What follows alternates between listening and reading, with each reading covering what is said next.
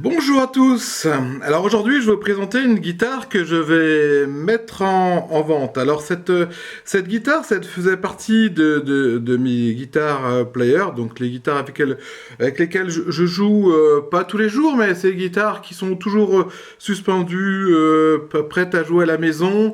Et donc ça fait partie souvent des très bonnes guitares sur lesquelles j'ai de très belles impressions. Alors donc pour vous présenter cette guitare, nous sommes sur une guitare Gibson SG Fed de 2004. Alors la particularité de cette guitare par rapport aux autres SG Fed, c'est essentiellement sa touche en ébène. Ça veut dire qu'on a une guitare de 2004. Donc à cette époque-là, ils ont sorti Fed, elles sont sorties de 2002 à 2004 avec des séries spéciales et des séries donc qui avaient une touche ébène. Donc aujourd'hui, ça ne se fabrique plus. Donc ce qui fait que c'est des guitares finalement assez recherchées. Alors léger Fed, souvent c'est plutôt moyen, un peu moins cher que les standards. Par contre, le fait d'avoir une touche en ébène, c'est relativement rare et assez recherché.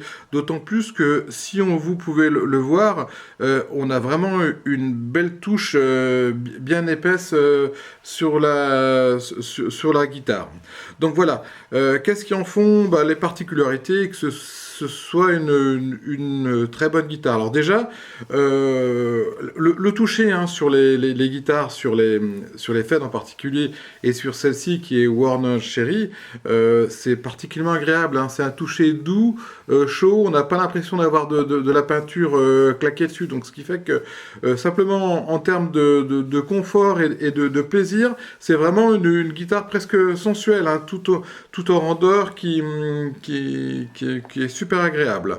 Après, au niveau du manche, on a un manche relativement fin, je dirais qu'on a presque un slim tape, donc c'est un manche assez fin.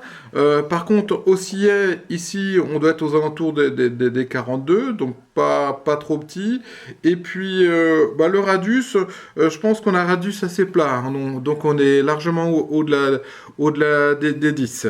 Donc cette guitare-là, donc les particularités, elle a deux micros Gibson qui sont des 490, donc on a vraiment un son particulièrement polyvalent, donc un son pas sombre, pas du tout, donc idéal pour le rock, le blues. On a un niveau de sortie entre les deux qui sont à peu près identiques. Alors sur les photos, j'ai retourné les micros pour essayer de voir s'ils avaient été changés ou pas. Bon, on voit Gibson USA noté au dos, donc on n'a pas plus d'informations. Donc à noter aussi d'un point de vue esthétique sur cette guitare-là, elle a dû être installée parce que je l'avais achetée aux enchères, donc je ne l'ai pas eu au début.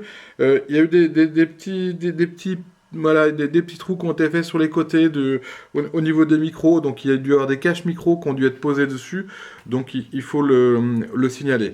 Sinon, d'un point de vue esthétique, elle est à peu près elle est en bon état, mis à part peut-être ce petit coup ici, mais bon, qui est sur du Warren Cherry qui n'a absolument aucune importance. On a vraiment un dos très agréable, donc au toucher toujours un peu ce sentiment de relique, donc ouais, comme je dis toujours presque sensuel. Le manche est en parfait état. Alors il faut signaler aussi qu'elle a dû, ouais, je pense qu'elle a eu le manche cassé, mais c'était vraiment très très bien fait parce que ça ne se voit pratiquement pas, donc ni au toucher ni au jeu. Donc si ça a été fait, ça a été vraiment très bien fait.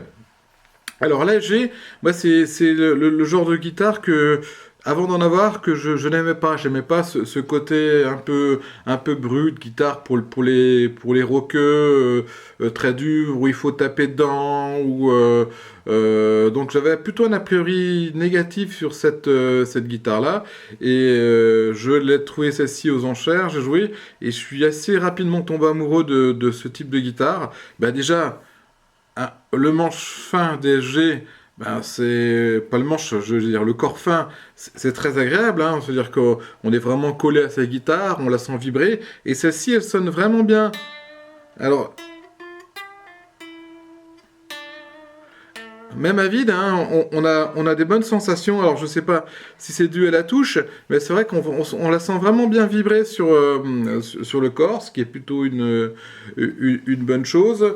Et puis, bah voilà, elle a tous ses intérêts. Alors, les petits défauts, bah, je vous l'ai dit, c'est peut-être le petit trou ici, c'était un petit peu piqué sur le pick-guard et la tête de manche qui a sans doute été cassée.